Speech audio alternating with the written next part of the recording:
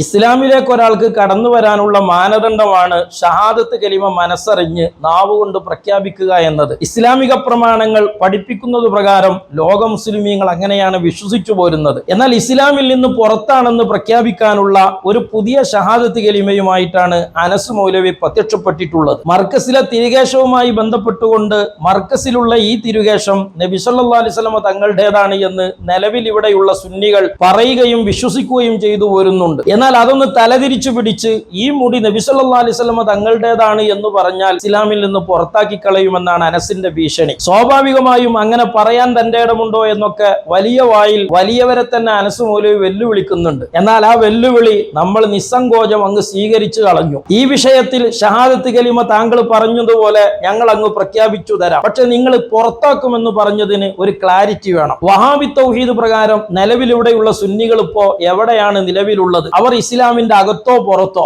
തെരുവുകൾ മുഴുവനും ഇവിടെയുള്ള സുന്നികൾ ഷിർക്കിലാണ് എന്ന് പ്രചരിപ്പിച്ചുകൊണ്ട് നാക്കിട്ടടിക്കുന്ന അനസ് മൗലവി ഒരു ദിവസം വന്നുകൊണ്ട് നിങ്ങളെ ഞങ്ങൾ മറ്റൊരു വിഷയത്തിൽ ഇസ്ലാം ഒന്ന് പുറത്താക്കി കളയുമെന്ന് പറഞ്ഞാൽ പുറത്തില്ലാത്ത ഒരാളെ എങ്ങനെയാ നിങ്ങൾ പുറത്താക്കുക? വഹാബി തൗഹീദ് പ്രകാരം നിലവിൽ തന്നെ ഇവിടെയുള്ള സുന്നികൾ പുറത്തല്ലല്ലോ മൗലവി. അതുകൊണ്ട് മർക്കസിലെ തിരികേശവുമായി ബന്ധപ്പെട്ട് താങ്കൾ പറയുന്ന ഷഹാദത്ത് ഞങ്ങൾ പറയുന്നതിന് മുമ്പ് ഞങ്ങൾ ഇസ്ലാമിലായിരുന്നു, തൗഹീദിലായിരുന്നു, ഞങ്ങൾ ഷിർക്കോ കുഫറോ ഉള്ളവരായിരുന്നില്ല എന്ന ഒരു പ്രഖ്യാപനത്തിന് TP അബ്ദുൽ മദനിക്കും താങ്കൾക്കും നട്ടെല്ലുണ്ടോ എന്നായിരുന്നു തിരിച്ചു നമ്മളൊരു വെല്ലുവിളി നടത്തിയത്. ആ വെല്ലുവിളിക്ക് ഒരു ക്ലാരിറ്റി തന്നാൽ തീർച്ചയായും താങ്കൾ പറഞ്ഞതിന് ഞങ്ങൾ കൃത്യമായി വെല്ലുവിളി ഏറ്റെടുത്ത് ഞങ്ങൾ അത് പ്രഖ്യാപിക്കുമെന്ന് മറുപടി പറഞ്ഞപ്പോ സത്യത്തിൽ സുന്നികൾക്കു നേരെ അനസ് നടത്തിയ വെല്ലുവിളി സ്വന്തം തൊണ്ടയിൽ കുടുങ്ങിയതാണ് പിന്നെ നമ്മൾ കാണുന്നത്. അത് വെച്ച് അനസൊന്നും മെഴുകുന്നത് നമുക്ക് കണ്ടു നോക്കാം. ധൈര്യമുണ്ടോ അബൂബക്കർ മുസ്ലിയാർക്ക്? ധൈര്യമുണ്ടോ അബൂബക്കർ മുസ്ലിയാരുടെ മകനെന്ന് വെല്ലുവിളിച്ചിട്ട് ഏറ്റെടുക്കാൻ ആളില്ലാതെ ഓടി ഒളിക്കുകയാണ് കൂഷ്മാണ്ഡങ്ങൾ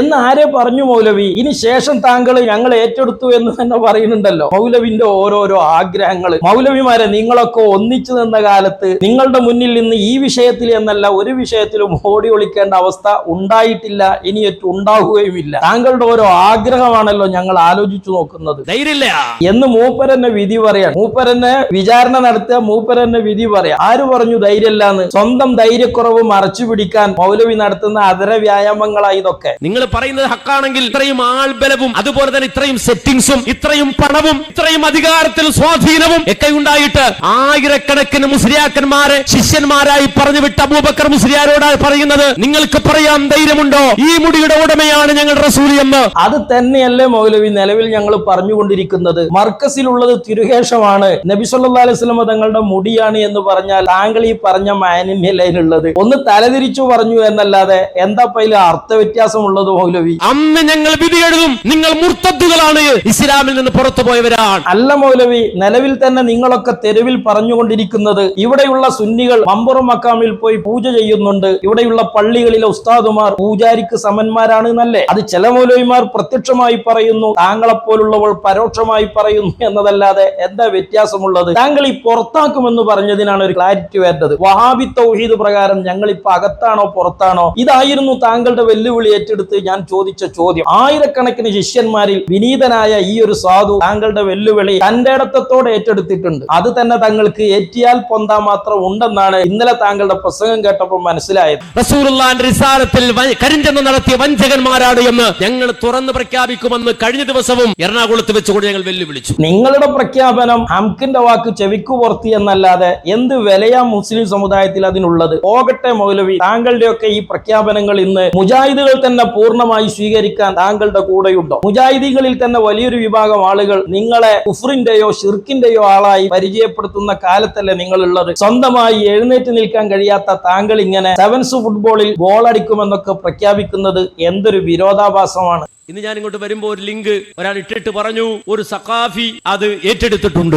യെസ്, ഒരു സഖാഫി അത് ഏറ്റെടുത്തിട്ടുണ്ട് എന്ന് മാത്രമല്ല 1000 വട്ടം അത് ആവർത്തിച്ചു പ്രഖ്യാപിക്കുന്നു. താങ്കൾ പറഞ്ഞതുപോലെയുള്ള ആ പ്രഖ്യാപനം ഞാൻ പ്രഖ്യാപിക്കാം, ഞാനത് പറയാം, പക്ഷെ നിങ്ങൾ പുറത്താക്കുമെന്ന് പറഞ്ഞതിന് ഒരു ക്ലാരിറ്റി വേണം. വഹാബി തൗഹീദ് പ്രകാരം താങ്കൾ പറഞ്ഞ ഷഹാദത്ത് ഞങ്ങൾ പറയുന്നതിന്റെ മുമ്പ് കാന്തപുരം ഉസ്താദും അണികളും തൗഹീദിലുണ്ടോ? ഷിർക്കില്ലാത്ത വിശ്വാസത്തിലുണ്ടോ? ഇല്ലേ? അല്ല, നിലവിൽ തന്നെ നിങ്ങളുടെ തൗഹീദ് തൗഹീദ് പ്രകാരം ഞങ്ങൾ ഷിർക്കിലാണെങ്കിൽ പിന്നെ എവിടുന്ന മൗലവി ഞങ്ങളെ നിങ്ങൾ പുറത്താക്കുന്നത് എന്നതിനൊരു ക്ലാരിറ്റി തരണം. അതുകൊണ്ട് ഞങ്ങൾ നിലവിൽ ഇപ്പോൾ തൗഹീദിലാണ്, തിരുകേശം വന്നതിന്റെ ശേഷമാണ് ഷിർക്കിലായത് അല്ലെങ്കിൽ കുഫറിലായത് എന്ന് പ്രഖ്യാപിക്കാൻ നട്ടെല്ല് നിങ്ങളുടെ ശരീരത്തിൽ ഉണ്ടെങ്കിൽ, വാഴപ്പിണ്ടിയെങ്കിലും ഉണ്ടെങ്കിൽ താങ്കളുടെ വെല്ലുവിളി ഏറ്റെടുത്ത് അതുപോലെ പ്രഖ്യാപിക്കാൻ ഞങ്ങൾ ഇവിടെ ഒരുക്കാണ്. എല്ലാരും വേണ്ടല്ലോ, ഒരു ശിഷ്യം പോരെ താങ്കൾക്ക്? ഞാൻ വിചാരിച്ചു അൽഹംദുലില്ലാ കുറച്ചു കാലമായി ഈ രംഗവും ഈ കഥകളും ഒക്കെ ഇങ്ങനെ ഒന്ന് പുറത്തു കൊണ്ടുവരണമെന്ന് ആഗ്രഹിച്ചു. അതിങ്ങനെ നിൽക്കണം. അപ്പോൾ ലിങ്ക് കിട്ടിയിട്ടുണ്ട്. അങ്ങനെയൊക്കെ ആഗ്രഹിച്ചു നിൽക്കുന്നുണ്ടെന്നത് ഒരു പക്ഷേ സത്യമായിരിക്കാം. പക്ഷെ താങ്കളെ തെരുവിലേക്ക് ഒരു പ്രസംഗത്തിന് വിളിക്കാൻ 10 അണികൾ താങ്കളുടെ സംഘടനയിൽ വേണ്ടേ അനസ് മൗലവി? ഉള്ളതൊക്കെ ആ മടവൂരികളും ആ ജിന്നൂരികളും ഓരി വെച്ചെടുത്ത് ഇപ്പൊ തൊഴിലില്ലാതെ ഇരിക്കുന്ന ഈ ഏർപ്പാടിന്റെ മുമ്പിൽ ഒരു കച്ചിത്തിരുമ്പ് കിട്ടിയപ്പോ മുജാഹിദുകൾക്കിടയിലേക്ക് അങ്ങ് ഇറങ്ങി വരാമെന്ന് കരുതിയല്ലേ ഈ കലാപരിപാടിക്ക് ഇറങ്ങി തിരിച്ചത്? ബഹുമാനായ എന്റെ സുഹൃത്ത് അതേ വഹാബ് സഖാഫി മമ്പാട് അതെടുത്തിട്ടുണ്ടെന്ന് പറഞ്ഞ ലിങ്ക് എനിക്കൊരാൾ ഇട്ട് തന്നു. ഞാൻ ആ ലിങ്ക് തുറന്നു നോക്കി. അതെ, ആ ലിങ്ക് തുറന്നു നോക്കിയിട്ടുള്ളൂ, താങ്കൾ അത് മുഴുവൻ വായിച്ചിട്ടില്ല, അല്ലെങ്കിൽ വായിച്ചതുപോലെ താങ്കൾ ശ്രോതാക്കളുടെ മുമ്പിൽ പ്രകടിപ്പിച്ചിട്ടില്ല. ആ ലിങ്കിൽ ഞാൻ കൃത്യമായി പറഞ്ഞിട്ടുണ്ട്, താങ്കൾ പറഞ്ഞതുപോലെ പ്രഖ്യാപിക്കാൻ റെഡിയാണ്. പക്ഷെ പുറത്താക്കുമെന്ന് താങ്കൾ പറഞ്ഞതിനൊരു ക്ലാരിറ്റി വേണം. നിലവിൽ വഹാബി തൗഹീദ് പ്രകാരം ഞങ്ങൾ അകത്തോ പുറത്തോ, നിലവിൽ തന്നെ ഞങ്ങൾ ഷിർക്കിലാണെങ്കിൽ പിന്നെ എവിടുന്ന മൗലവി നിങ്ങൾ ഞങ്ങളെ പുറത്താക്കുന്നത് എന്നായിരുന്നു എന്റെ ചോദ്യം. അതിനനുസരിച്ചൊരു വെല്ലുവിളിയായിരുന്നു ഞാൻ നടത്തിയത്.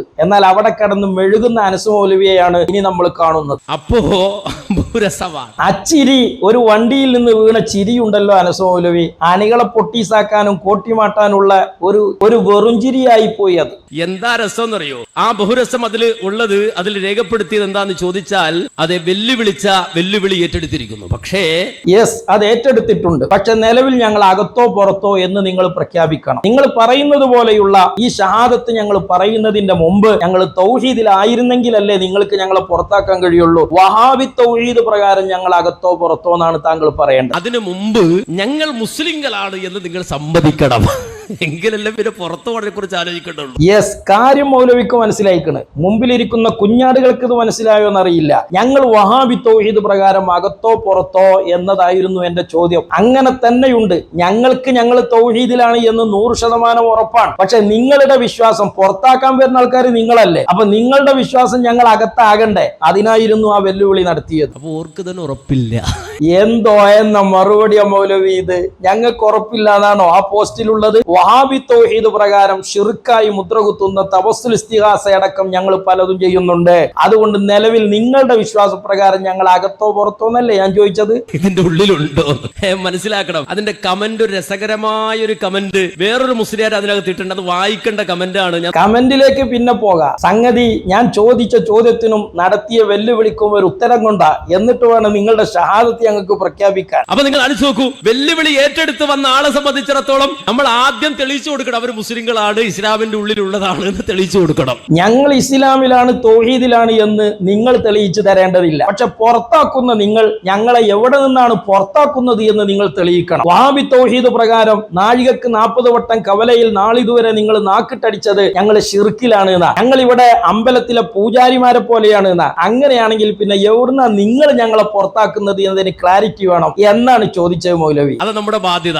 എന്നിട്ട് പിന്നെ പുറത്താക്കിയതിനെ കുറിച്ച് നമുക്ക് ആലോചിക്കാം. യെസ്, പുറത്താക്കണമെങ്കിൽ ആദ്യം ഞങ്ങൾ അകത്തോ പുറത്തോ എന്ന് നിങ്ങൾ പ്രഖ്യാപിക്കണം. എന്നിട്ടേ പുറത്താക്കണതിനെ കുറിച്ചുള്ള ചർച്ചയ്ക്ക് പ്രസക്തിയുള്ളൂ. അപ്പോഴേ താങ്കളുടെ വെല്ലുവിളി അർത്ഥവത്താകുള്ളൂ എന്നാ മൗലവി പറഞ്ഞത്. അരിയാഹാരം തിന്നുന്നവർക്കൊക്കെ തിരിയണതല്ലേ ഇത്? ഇനി കമന്റ് ബോക്സിൽ വന്ന പ്രതികരണത്തെയും അദ്ദേഹം വായിക്കുന്നുണ്ട്. അതും വളരെ ക്ലിയർ ആണ്. അകത്തില്ലാത്ത ഞങ്ങളെ എങ്ങനെയാണ് നിങ്ങൾ പുറത്താക്കുന്നത് എന്ന്. അഥവാ വഹാബി തൗഹീദ് പ്രകാരം നിങ്ങളുടെ വിശ്വാസപ്രകാരം ഞങ്ങൾ അകത്തല്ല എന്നാണ് നാളിതുവരെ നിങ്ങൾ പ്രചരിപ്പിക്കുന്നത്. ഷിർക്കിലാണ് എന്നാ പ്രചരിപ്പിക്കുന്നത്. പിന്നെ എങ്ങനെയാ മൗലവി നിങ്ങൾ ഞങ്ങളെ പുറത്താക്കുക? അകത്ത് വേണ്ടേ? കമന്റിലുള്ളത് എന്താണെന്നറിയുമോ? അതേ മൗലവി, നിങ്ങൾക്ക് അടിസ്ഥാനപരമായ പല സംഗതികളും അറിഞ്ഞുകൂടാ. ആ അറിഞ്ഞുകൂടാത്ത സംഗതികളിൽ ഒന്നാമത്തെ സംഗതി അതെന്താന്ന് ചോദിച്ചാൽ ഇല്ലാത്തതൊന്ന് അവിടെ നിന്ന് നിങ്ങൾക്ക് പുറത്താക്കാൻ പറ്റുമോ എന്നുള്ളതാണ്. യെസ്, കമന്റ് മൂപ്പർക്ക് കൃത്യമായി മനസ്സിലായിട്ടുണ്ട്. വഹാബി തൗഹീദ് പ്രകാരം നിലവിൽ ഞങ്ങൾ തൗഹീദിലാണോ ഷിർക്കിലാണോ എന്നതിനൊരു ക്ലാരിറ്റി തരും മൗലവി. എന്നാലല്ലേ പുറത്താക്കുന്നത് എവിടുന്നാന്ന് മനസ്സിലാവുള്ളൂ. ഒരാൾക്ക് കണ്ണ് കാണില്ല, കണ്ണ് കാണാത്തൊരുത്തരെ കണ്ണ് കാണാതാക്കാൻ പറ്റുമോ?